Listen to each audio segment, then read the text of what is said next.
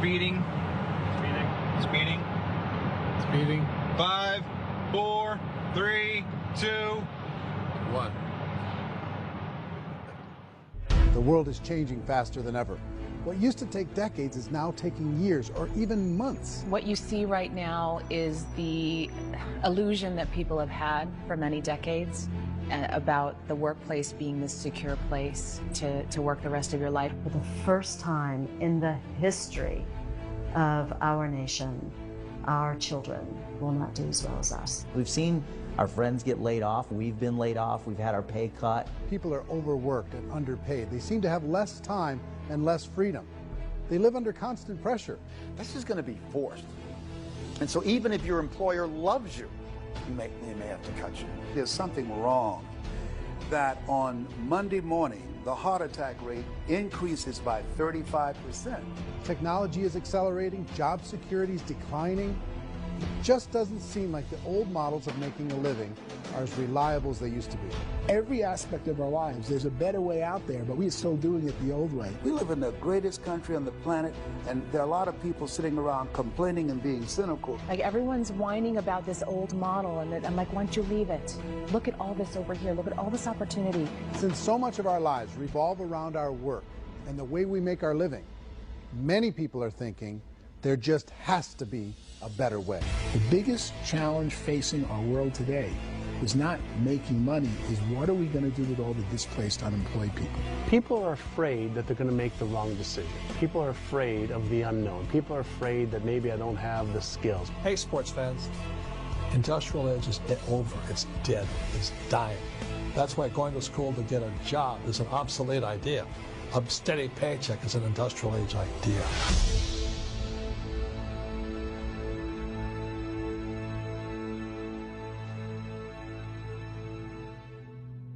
It's the search for answers that has brought us here together today. My name is Eric Worre, and for almost 30 years I've been an entrepreneur, struggling at times, but ultimately succeeding. As a best-selling author, speaker, and business owner, I've spent my entire career helping millions of people around the world to become entrepreneurs. And I believe strongly that there is, in fact, a better way when it comes to how we make a living. The career landscape has changed dramatically, and many are still working in a model that is completely out of date. What worked for previous generations isn't working as well for people today. In this film, we're going to explore 3 important questions. First, what's really going on in our working world today? Second, in this new economy, is it better to become an entrepreneur, or is it safer to work for someone else? And third, if a person decides to become an entrepreneur and start their own business, how can they do it without taking on massive risk? To help in this journey, I've brought together some of the greatest experts and thought leaders in the field of entrepreneurship to share the real facts with you. My intention is to give you new information that will allow you to make choices that are not limited by an old, outdated model.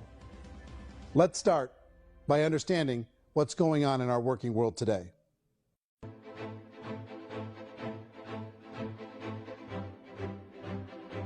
Let's look at unemployment. 30–40% of the people are honestly not working, but would be working.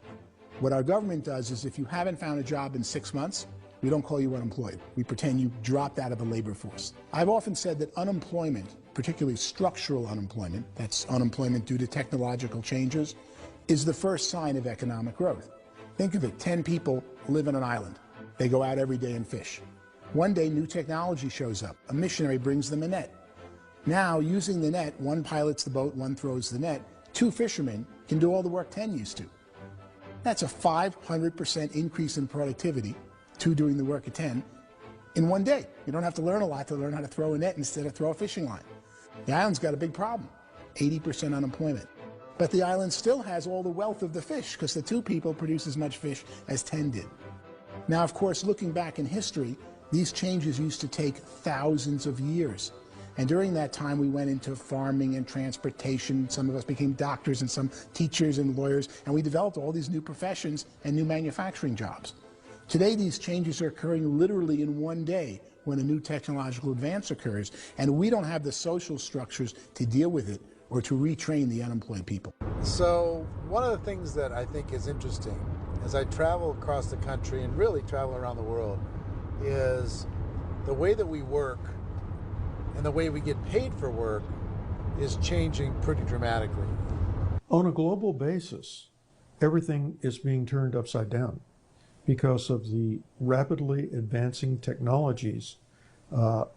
They are eliminating many jobs, and we have been left with many people not prepared for the jobs that exist. A lot of demand in public companies was to squeeze out all the fat and to get just as much margin as we possibly could, and fat equals humans. So this idea of job security in information age is so obsolete, but it's still taught inside our school system, and that's where the problem starts. There's no financial education in the school system, and people are still trained to be employees to work for that paycheck. This is a chart on the middle class.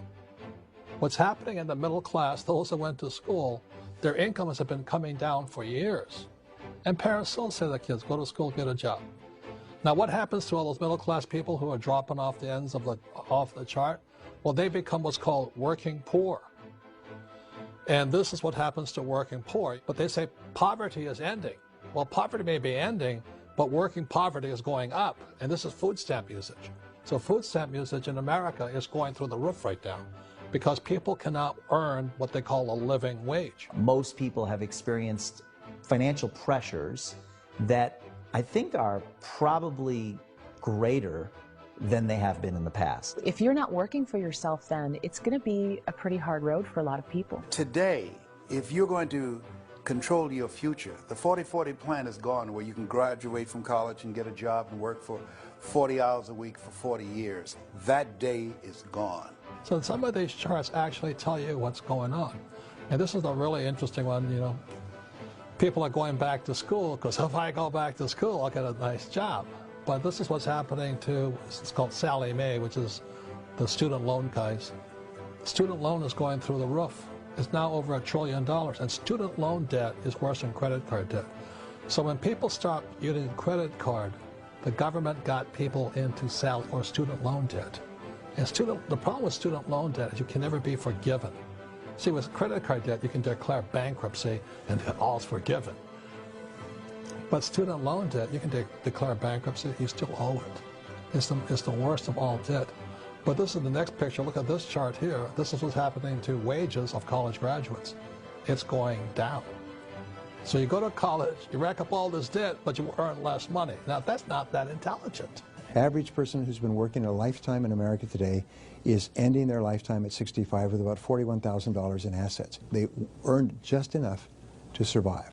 I think in the United States we have something like 17 trillion in debt. That's just the federal government debt. We got another 2 in municipal and in other, let's call it almost 20 trillion government. We've got 40 trillion in private debt. That comes up to close to 60 trillion. When you then add something we never had before, what you were talking about, when we look at the unfunded portion of Social Security and primarily Medicare, Medicaid, that, at the most conservative estimates from outside firms, Kleiner Perkins, 67 trillion and growing. That's more than all our other debt. There's less conservative estimates that say it's 84 trillion or higher. I added up conservatively $127 trillion in total debt. Debt is a financial drug. When you take it to excess, it's like taking a drug. Yeah, it makes you feel better, it enhances your performance, but at a huge cost, eventually it kills you. And so that's what happens. We keep doing more and more debt, and you get less and less results, just like a drug, until the debt gets so high that it crushes the whole system. That's where we're at, 8.2 times GDP. You know who I feel sorry for? I feel sorry for the person who dreads going to work, who is sick to their stomach on Monday morning, who hates their alarm clock, who gets a little glimmer of hope on a Wednesday because it's hump day and says, thank God it's Friday. And they live for those 2 days a week where they get to be themselves and they don't have to be around people they don't like, and they don't have to play the political game in the office, and they don't have to live this half life. The person that works 50 weeks a year just to be able to have the 2 weeks for vacation. And you know what happens to most of them? Nowadays, they don't have a vacation. They have a staycation. They have time off of work, but they don't get to go where they want to go because they're overextended. They've got all this debt. They got all this situation. They hate their alarm clock. They can't sleep until they're done. They have to spend most of their life in traffic. I feel sorry for that group of people because there's a better way. They just don't know it. I see this really interesting attempt at rugged individuality in a 6x8 rectangle, and I feel like you're all the same, except for the little push pins of the pictures. There's different pictures. Yours is named Jenny, and his is named Sujara, but it's the same people. And this is how they are, and they're just like the zombies, and there's no joy in there, there's no fun. There's always like the wacky woman who decorates her cubicle, and that's the most she can do there. You got to give her credits, right? The wacky cubicle woman. The basis for their life is worry. I'm worried, you know, maybe I'll get fired. I'm worried maybe my company will go out of business. I'm worried I can't keep spinning the plates on paying the bills. I'm worried about how do I send my kids to college. I'm worried, what if the transmission of my car breaks? That's, you know, 2 or 3, I can't fix it. People live in a sea of worry, and it eats at them. Those signs that people held up during the Depression didn't say looking for gainful employment in a cubicle. It said looking for work. Work is what we're looking for. Job is just a unit of measurement. Work is what we're going after. It's time to look in the mirror and say, it's not the economy, it's my economy. It's my little world of where I am. I need to improve. I'm not going to wait for the economy to come back, because frankly, the economy is doing great in this country. So I'm here on Wall Street, the financial center of the universe, the financial capital of the world. This is where most people's money goes to at least be held for a time, right? With interest rates in banks being effectively zero, and many experts are predicting it's going to stay at zero for the next 10, 20, even 30 years, people feel like they don't have any choice but to put their future into equities, to put their future into the hands of other people on this stock market, and hope that the stock market goes up, hope that the stocks that their advisors pick or that they pick goes up. That's one way to go, I guess. It's my personal belief that if you put your future into the hands of yourself, in other words, you have earning power by yourself, I think you're a better investment than these guys. I think you controlling your future is a better option than handing over your retirement to these guys. The average household income in the United States is approximately $50,000 a year, what they call the middle class. To reach the top 25% of income earners, you'd need to earn at least $90,000 a year. To reach the top 10% would be a household income of $140,000, the top 5%, $190,000, and to be in the top 1%, you'd need a combined household income of at least $380,000 a year. So here's the question. What do you think would give you the best chance to move up and get to the top 10%, the top 5%, the top 1% and beyond? In my opinion, and in the opinion of many, many experts, the answer is to become an entrepreneur, to become your own boss. I think you have to be a business owner. I can't, the only time I ever say to someone it'd be great to be an employee is when they've already told me they've surrendered. I only tell people who are wounded spiritually that they should be an employee. And it's that feeling that you get when you pick up the backpack off the little Cub Scout and say, "Don't worry, little guy, we'll get you back to the camp." You know, it is in no way a kindness when I tell someone they'd be a great employee. The other status symbol really increasingly is lifestyle. And people who can own their own business, maybe even work out of their house, that, I tell you, people admire that. Like, gosh, I wish I could do that. The spirit of the entrepreneur is to be a risk taker and to be resourceful and unstoppable and to have a vision of yourself beyond where you are and not willing to settle for life as it is. Think about the great entrepreneurs. They're visionary. They have heart. They're willing to do today what others won't so they can do tomorrow what others can't. Personally, I don't think of the new economy, the old economy. I create my own economy. The entrepreneur's in control. I decide what the economy is going to be like. In the world of entrepreneurship, there are no limits. You can make as much as you want, depending on how much you want to work and how smart you are and how great a team you put together. There's no more lifetime rewarding business than being an entrepreneur. Why in America, where anyone could be anything, would people want to give up their freedom and become effectively a modern-day slave, told shut up and be here every morning at 7:30, leave at 5:30, and do what I tell you? If people decide to become an entrepreneur and work for themselves, they have some traditional options, but they're riskier than you might think. Any kind of a retail business, retail build-outs, is extremely expensive. Even just these small little yogurt stores where they're putting little yogurt machines and you get all the different flavors, you're spending $200,000, $300,000, $400,000 to open a yogurt shop. I would love to buy a Dunkin' Donuts, but it's a $500,000 or so to start. I don't quite have that just-in-case money. Risking lose it all, and most guys do 2 or 3 times, and even big guys like Branson, because I'm such a fan of his, half his companies don't work. If you make $1 million, your problems are going to go. If you make $1 billion, your problems are really going to go. Just the opposite. You and I know when you're making $1 million, you get $1 million responsibilities. You make $1 billion, you got 1,000 times $1 million responsibilities. And most people say, I'd love to be my own boss. 70% of Americans would love to be their own boss, according to recent polls. But they don't know how to get there. Because what are you going to do? One, you could buy an existing business. If somebody's selling an existing business, you have to ask why. Usually because it's probably hard. It's probably not making as much money as they hope. 2, they could buy a franchise. A little less risk, proven system, but it's expensive to be able to do that. 3, they could start something from scratch. And that's where a lot of people feel like, I don't have the chops to do it. I don't have the money. I don't have the product idea. I don't have the expertise. I don't have whatever it's going to take to be able to get there, and I can't risk my family to do it. So, 4th, they could become an investor. A lot of people in this town invest to try and figure out a way, but you got to be pretty smart with that game too, right? Venture capitalists, who are the very best and most sophisticated in investing in new breakthrough businesses, make it on 1 out of 11. That means 10 out of 11 are mediocre or fail. Most of them fail. That's the risk there. An angel investor is lucky to get 1 out of 15 or 20. A business is a team sport. Like, I have to have accountants, I have to have engineers, I have to have systems designers, I have to have sales, marketing, I have to have accounting, I have to have mission statements, I have to have legal and all that. The average Joe Schmo, even me, I go out there, I don't have the skills to put a business together. I think the bottom line for the 4 traditional options is they take money, sometimes a lot of it. They take expertise, and they take time.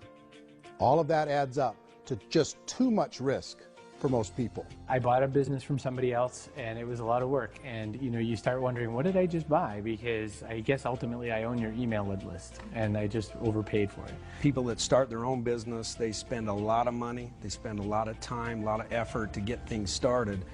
And the more you invest on the upfront, the harder you typically work at it. I can tell you what the success rate is of a restaurant. What is it? They're crazy enough. About 90% of them fail. About 90%, in how quickly? Year less. Wow. And if we're talking non-franchise, we're talking franchise, Sure. That's totally different. Yeah. But our students aren't getting franchise restaurants. You got to invest big money. Exactly. And with someone like McDonald's, you've had to work with the company for a long period of time, really know the Even have a chance of investing $1 million. have a chance, and it's a slim chance. What if there was a way that you had all the proven aspects, the comfort aspects, and you could still control your own life? What if there was both? In other words, you didn't have to create everything from scratch. You didn't have to be a super leader.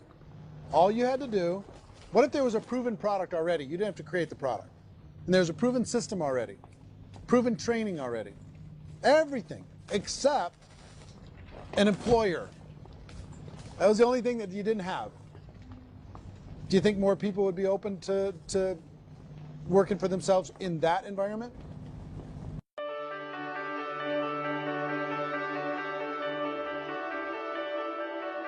In our search for a better way to make a living, we've come to the conclusion that becoming an entrepreneur is actually safer than being an employee. And through our look at the entrepreneurial options, one particular path kept coming up from expert after expert. And I think most people will find it surprising because it's certainly a non-traditional business model. That model is for people to start their own business and become an entrepreneur through the creation of a network marketing business. Some people call it direct selling because the product is being sold directly from the manufacturer to the end consumer, cutting out the middlemen. Other people call it multi-level marketing, or MLM, because there are multiple levels of commissions paid. The most common term today is network marketing, because network marketing best describes using a large group of independent distributors, independent entrepreneurs, to move a product or service more efficiently. So my friend here, Donald Trump, and I, we always write about the network marketing industry. And the reason we support the network marketing industry is because it really is a business school for entrepreneurs. Because most people come out of school looking for a paycheck. Oh, that's terrible. I went to network marketing like that. I think if it didn't exist, we should invent it. It is that good. I think direct selling is a great way to do business today. It's very easy to get into that industry, and you can be self-employed, be, in effect, an entrepreneur. When we see multi-billionaires adding network marketing companies to their portfolio of companies, that would be a clue. When we see people who are very famous authors and very famous business people endorsing the industry, that would be a clue. These network marketing companies aren't $50 million companies. They're billions and billions of dollars. They lead the stock market. They're major companies. When we're going to get it? You know, and you're going to school to work for a paycheck, but if you want to be rich, be an entrepreneur, and network marketing gives you the spirit to be an entrepreneur. A traditional company will spend up to 50% of their total revenue on marketing. Network marketing companies use a different approach. Instead of having all that extensive marketing expense, they utilize a network of independent distributors to do the marketing for them. Now, why do they do this? First, because word-of-mouth advertising is so much more effective today than traditional media advertising. Second, some products need to be explained or demonstrated, and an independent salesperson can do that more effectively than an ad campaign. Third, it's completely efficient. The company only pays for the marketing of their product if a sale happens and not before. Imagine if Amazon allowed you to become an independent distributor and paid out 40% of its revenue to that distributor group. All you had to do as a distributor was recommend a product, and if a person bought it on Amazon, Amazon would take care of all the logistics, and you'd get paid for bringing the customer. Now imagine you got paid for every purchase that customer made for the rest of their lives. Well, Amazon doesn't offer this option, but network marketing companies do. 85% of all buying decisions in our society are made as a result of word of mouth or reputation. We're recommending things to each other all the time. You know, who's your dentist? Who's your doctor? Who's your lawyer? What detergent, are you using? What legal system are you using? What product are you using? We're talking to each other about the things that we love anyway. When you go into a big box retailer, you're lucky if the clerk looks you in the eye, much less gives you any detailed or accurate information about what you're purchasing. So of course, this personal information, this education coming from a friend, a neighbor, a relative, or even a stranger, but one who has experience with the product is extraordinarily valuable. As a matter of fact, network marketing can educate consumers probably better than any other form of marketing. It certainly can do better than advertising, because advertising usually has a certain hype to it, and you can only get limited information. So, network marketing trumps advertising. If you were a typical sales company and you wanted to sell $1 million a month worth of product, you might go find 100 superstar salespeople. The quota would be $10,000 a month. So network marketing as a distribution system just flips the numbers. So we use 10,000 happy, raving fans of a particular product, and we don't concern ourselves so much with how much product each one of them individually sells. If they sell just $100 or $200 a month, and there's 10,000 of them, you're selling $1 million to $2 million a month worth of product. And that's the best way I can explain how network marketing works. This is the marketing arm of the company. There's not money being wasted on bricks and mortar. There's not money being wasted on inventory that's sitting stagnant somewhere. There's not of employees standing around that don't have customers. These are people that are going to connect with customers. These companies allow people to become independent distributors for extremely low cost and with no minimum time or sales quota. Essentially, they own their own business and can provide as much or as little sales as they choose. In other words, the distributor gets all the benefits of traditional business ownership without the risk. The advantage of network marketing is the ease of entry, the low risk, and the low startup cost, because almost everything else has very high risk. You can get in for a minimal investment. You're buying into a system that's already been proven, products or services that have been proven to work. The keys to network marketing is providing an opportunity for the masses to get involved, providing an opportunity for the average person who doesn't have the resources to start their own business. All of this so far is fairly straightforward, but network marketing offers another benefit, and it's this benefit that makes it so interesting for entrepreneurs. Network marketing allows a distributor to build their own network of other distributors and then compensates them on the sales created by that entire group. Direct selling is, at its base, very simple.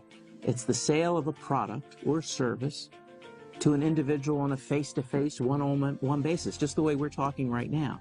But there's an important element as well, and that's the offering in conjunction with that sale of product, the offering of an opportunity for someone to make something of themselves. No matter what your social status is, no matter what language that you speak, I mean, look how many unbelievable people are becoming successful to speak every kind of language out there. What an awesome gift to give the world. Instead of having to work your way up in a system and prove that you could be a sales manager, they just decided everybody can be a sales manager. Everybody gets to build a sales team from day one. And so what that brought into the system of growth as a direct selling company is the concept of compounding or geometric progression. Because now you can actually grow a sales force very quickly because everybody is enrolling people in their own sales force. People who are like, oh, this is weird, I'm building a sales team, or what do you think you do at a regular company? How do you think a regular company works? Network marketing is the only industry that doesn't say your past determines your future. It looks at your past and says, okay, now what can we train you to do so you can have a great future? Every other employer out there wants to exploit you for what you already know, not teach you something new. Network marketing has a potential to save the United States and the world, because it's going to teach people not to be employees, but to be entrepreneurs.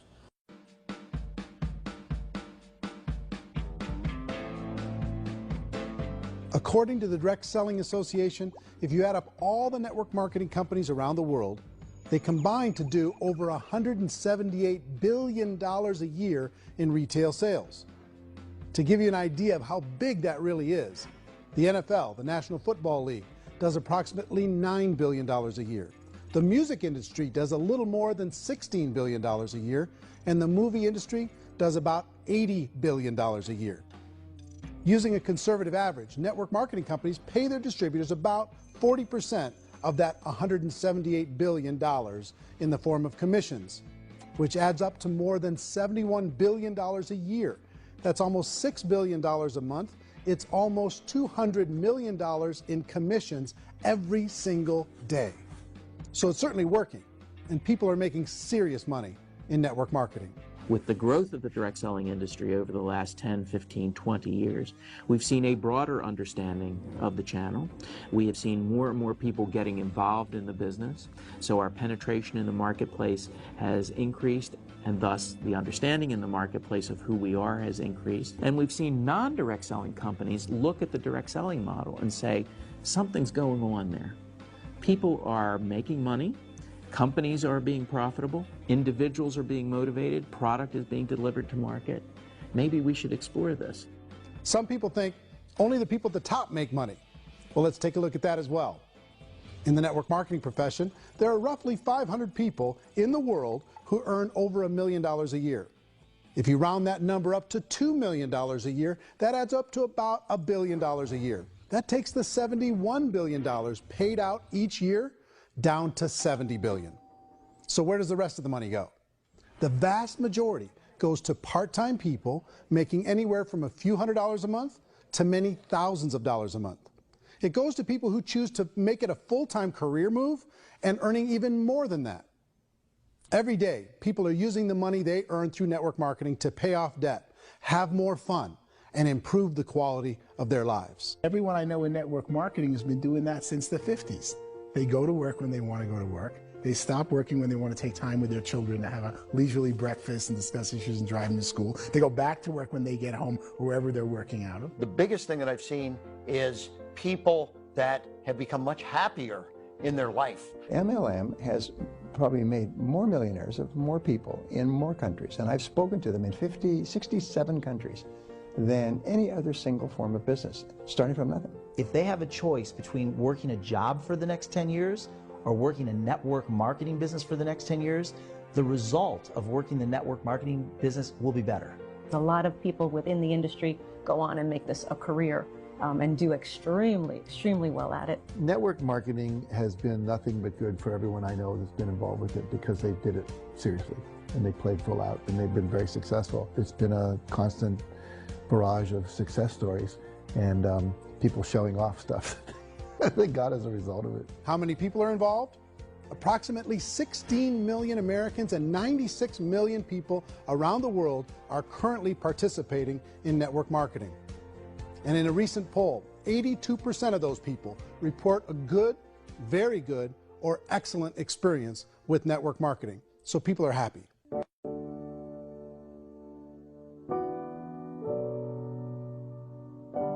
So I've taken a look at the network marketing profession and really tried to understand why so many people are confused as to the validity of this as a business. One is this pyramid shape. People get really messed up with this pyramid. Oh, it's one of those pyramid things. So I just think there are a lot of haters out there who really don't understand the industry and say, oh, it's a get-rich-quick scheme. It's a pyramid. Well, corporate America is a pyramid scheme. You know what I mean? It goes like this. You have thousands of MBAs, you know, let's say working for Ford or General Motors or Coca-Cola. If all these MBAs are all trying to get to here, that's a pyramid. Only one guy's going to make it. You know, every 10 years, one's going to make it. Whereas you look at network marketing, it's like this. So you're here, and your job is to develop other CEOs coming up behind you. So it's an inverse pyramid. In network marketing, it's a very simple concept. If you sell product, you get paid. It is paid based on production. There is no first mover's advantage. There is no investment component where the more somebody spends, the more they're entitled to make. So the two are polar opposites of each other. It doesn't matter what shape the company is or the compensation plan is shaped, whether it's a circle or a pyramid or a triangle or a trapezoid, it doesn't matter. If compensation is coming primarily from recruitment, then you've got a problem.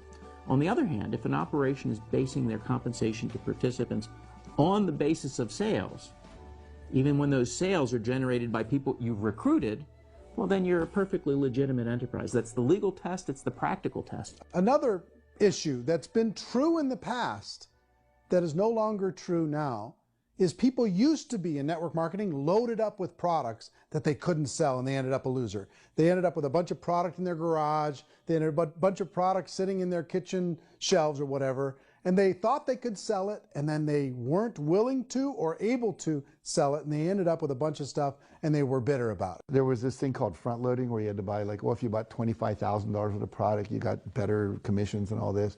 Today, it's almost all done by computer. It's direct mail comes from a warehouse somewhere else. You don't have to have all this inventory. You don't have to stock up. It's a paperless world now. You know, most of it's done online. You have a back office. It really works. And I mean, the technology has changed everything. Third issue is people start talking about 99% of people in network marketing don't make any money. Well, we've talked about that over the course of this journey together. Almost $200 million a day is being paid out to network marketing distributors around the world. The naysayers, the people who say that it doesn't work, are usually the ones who just don't know how to make it work for themselves. And so they're giving you an opinion, and I tell people, don't confuse people's opinions with expertise, because opinions are free. And don't confuse sincerity with the truth, because people could be sincerely wrong. But here's the reality inside of network marketing. The vast majority of people that get involved in network marketing just become customers, and they get involved to be able to purchase product at a lower price. If you take Costco as an example, if a person goes into Costco and gets a membership to Costco so they can get a lower price on the product, we don't call that person a loser because they have a bunch of product that they walked out with a smile on their face. Yet when some people want to take a look at network marketing, they say, well, those people, they're just using the product and they aren't earning an income, so they must be a loser. They're not a loser, they're a happy customer. That's the vast majority of people that are involved in network marketing. Now, a smaller percentage of those people decide to go build a business. They earn $300 a month, $500 a month, $1,000, $2,000. That's the bulk of earnings in network marketing. And then there's the few that really decide to take it serious, really decide to build a large network, really work to make that network very, very productive. And those people make huge amounts of money and there's no cap. What I do as an outside economist, just somebody looking at this industry like any other industry I speak in, and say, look, what's the realities of this? 1% do incredibly well. 10% generate some additional income at pretty low risk and effort. That's not, and 90% of people roughly end up customers.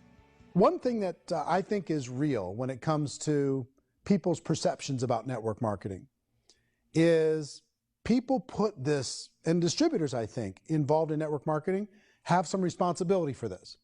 They have sometimes unrealistic claims about the product or about the income. Most people who become distributors, they want the money, they want to be successful, but they don't have the skills. They don't know what to do. And when people don't know what to do and they're in a new business, they're scared. And when they're scared, they panic and desperation kind of sets in. So they think everyone they talk to has to get in. So if I talk to you and you say, well, no, I don't have time to do that, they're like, no, I need you. You have to do this or I won't be successful. So I start clawing on you. I start that desperation. So then I start making claims about the product, which are not appropriate, probably not even true. Or I start saying, oh, let me show you how you can make all this money and you don't have to do anything, Eric. And so you just totally misrepresent the opportunity, and you're clingy with people because you think you need everybody to be successful, and you don't. You know, one of the messages that I try to deliver most forcefully to companies as well as salespeople in direct selling is that you don't have to overpromise. The reality is in network marketing, there's a lot of hard work involved. There's a lot of effort. You're going to have to develop yourself. It's a business like anything else. It's going to take some time, but in my opinion, it's better.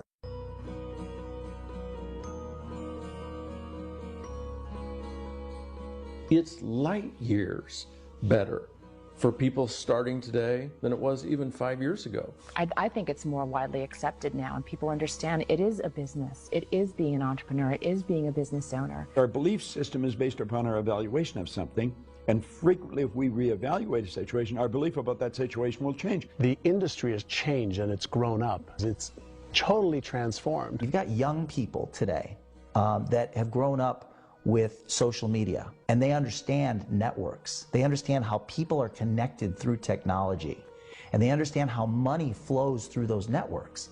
So when they see network marketing, they don't see it the way their parents saw it. And we've all learned, the larger industry that you represent, has all learned from those mistakes and flaws and errors that have happened early on. Early algorithms didn't work the right way.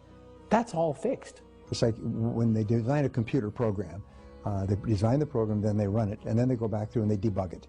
The MLM industry has been debugged. This is the day of being virtual, being able to run a business from your mobile phone. I mean, it's incredible. Companies are getting smarter. They're implementing more consumer protections. They're implementing more compliance training. They're doing more with respect to product research. If you do get involved and you make purchases of inventory, even on a voluntary basis, if you decide that this business is not for you, you can leave and have that inventory repurchased by the company. There's no other business that offers that kind of protection on a voluntary, self-regulatory basis.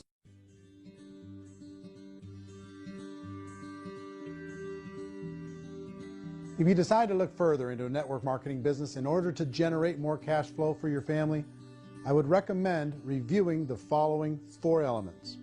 First is the product or service. And on the product or service, I would ask 5 important questions. 1, do you like it? Is it something you would feel comfortable sharing with others? 2, is there a recognized need in the marketplace? It's hard to create a need if one isn't naturally there. 3rd, does the product meet that need? Does it solve a legitimate problem for consumers? And 4th, is it priced to sell? Can it compete in the marketplace? And 5th, is it priced for profit? Is there enough margin for the company and the distributor to be able to generate income for the long term. If you can answer the questions on the product to your satisfaction, the next element to consider is the company itself. Is it well run? Do you believe in the founders or the management team? Do you feel they have what it takes to go all the way? See, it doesn't matter how good the product is if the management can't take care of the company. Good management can change with the times. They can handle adversity. They can make good decisions. Make sure you choose a company that can serve you for a long time. The third element to consider is the compensation plan. And with that, there are 3 important things to look at. First, a brand new person needs to be able to generate some money fairly quickly. It may be an obvious reason, but you can probably imagine the ripple effect of a distributor getting involved and having even a small victory fast. That can only help with the overall success of the organization. Second, a person should be able to develop a moderate part-time income in a reasonable period of time. As they develop their network and as their sales grow, they should be able to enjoy more benefits. And third, for the people who are really serious, for those who decide to really go pro in the network marketing profession, there should be the possibility to make a serious full-time income if they work hard and are committed to developing their skills. If you're comfortable with the product, the company, and the compensation plan, the last thing you should look at is the support that will be made available to you. Does the company have a website? Does it have a solid online reporting tool? Do they have comprehensive training available? Do they host events to help you build your business? If you decide to do this, what kind of a support system can you plug into? Choosing a network marketing company is a personal decision. But evaluating the 4 elements of product, company, compensation plan, and support is a great place to start. Is the company promising that you're going to get rich quick or that you can make a lot of money without a lot of effort? That's a red flag. Is there a product that you really believe in that you think can be sold? Or are you being told by salespeople or the person who's trying to recruit you or by the company itself that don't worry about the product, all you have to do is recruit other people into the business?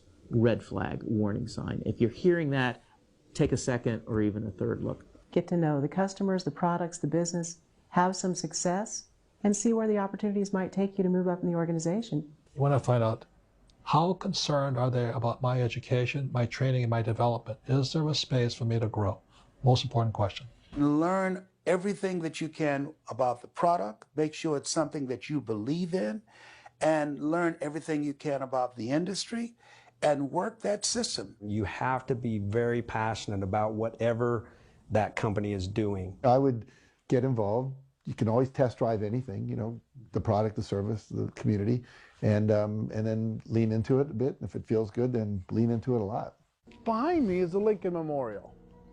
And this is a place where Martin Luther King Jr. had his famous "I Have a Dream" speech. And at that speech, he talked about his dream for equality for everyone around the world, and that's a noble dream. But I think more people need to remember what it was like when they were kids and the dream was still alive in them. Before it got beaten out of them by reality, by this paycheck, by these responsibilities, and by having to live for this job to pay the bills. I think people need to remember that, go back to that. Once they know that there's a better way, I think their future is going to be much brighter. They can live a better life.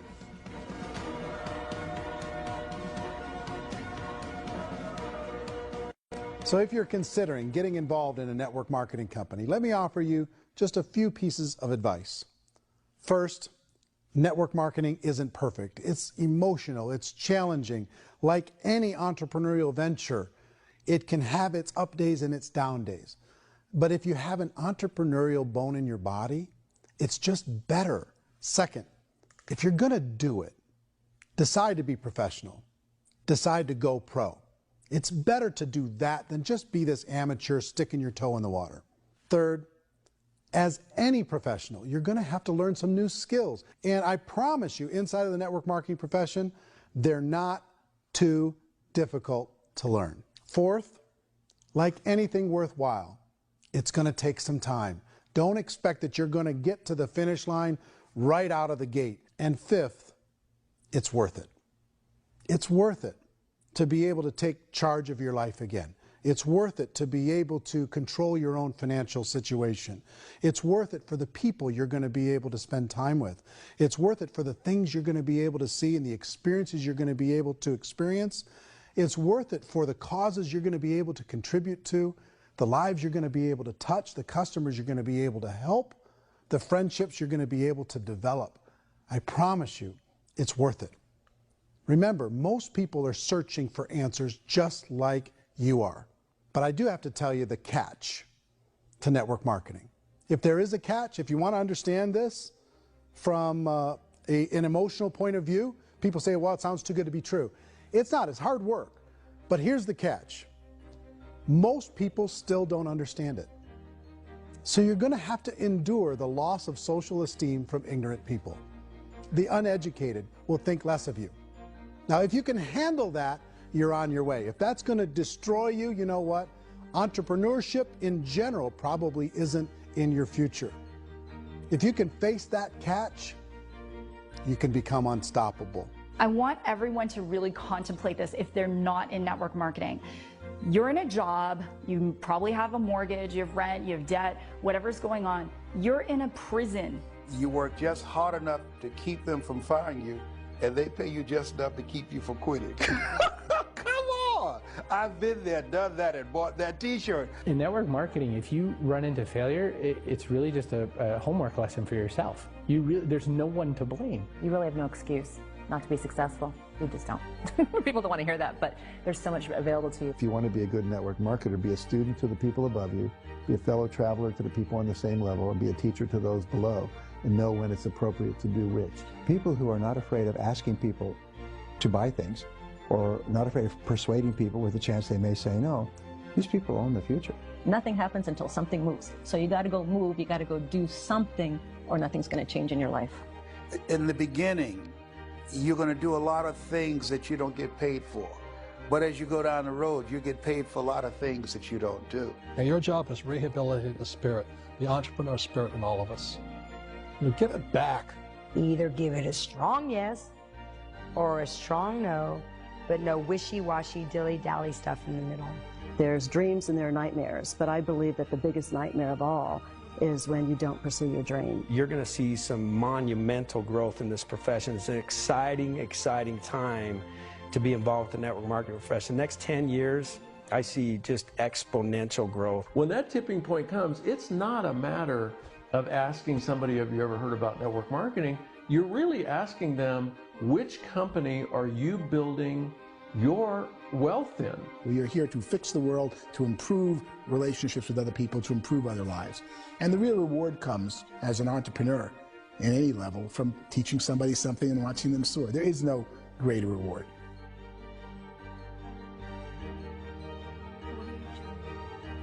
Life's too short to spend it living someone else's dream instead of your own. It's too short to spend it living at a fraction of your potential. Can being an entrepreneur be a challenge at times? Sure. But here's what you get in exchange. It can be yours. Something that you built, something that you created, something that you made happen. This balloon represents your dream. It represents entrepreneurship. My wish for all of you is that you would reach out and grab it. The choice is up to you.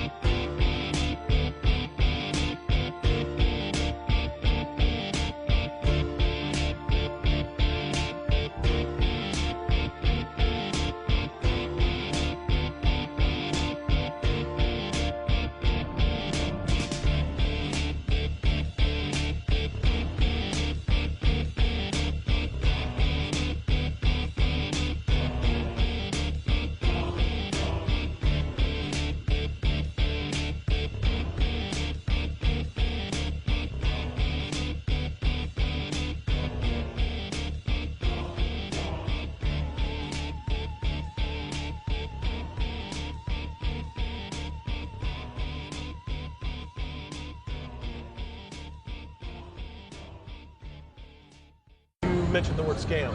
Why did you mention the word scam? The only reason it is a scam is because